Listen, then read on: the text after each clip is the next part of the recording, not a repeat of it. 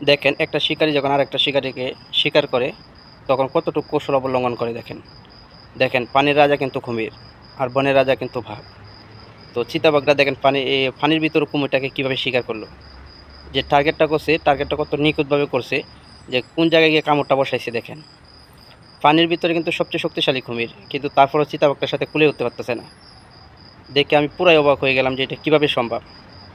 তো যখন একটা চিতাবাঘ শিকার করে তখন একটা চিতাবাঘ কতটুকু ভয়ঙ্কর হয়ে যায়, এই ভিডিওটা না দেখলে আপনি কখনো বুঝবেন না। তো আসলে দেখতে থাকেন ভিডিওটা।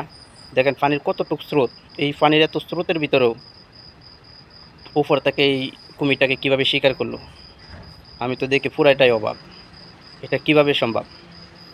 তো আপনি আসলে ভিডিওটা দেখতে পারেন, আমি ভিডিওটা দেখে পুরাই হতভম্ব হয়ে গেছি যে এটা কিভাবে সম্ভব হলো। যে পানির ভিতরে কুমির অনেক শক্তিশালী একটা প্রাণী। তো একটা চিতাবাঘ আসলে পানিতে না, সে কিন্তু শুকনায় অনেক শক্তিশালী, কিন্তু তারপরেও তার পেটের ক্ষুধার জন্য সে পানিতে গিয়ে দেখেন কীভাবে কুমিরটাকে শিকার করলো।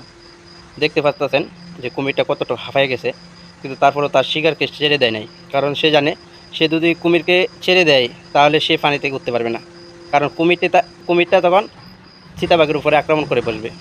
তো এইটার জন্য দেখেন সে কতটুকু ক্লান্ত হয়ে যাওয়ার পরেও সে কিন্তু ছাড়তেছে না, অনেক ক্লান্ত হয়ে গেছে কিন্তু চিতাবাঘরা। আমি দেখি পুরাই অবাক হয়ে গেলাম।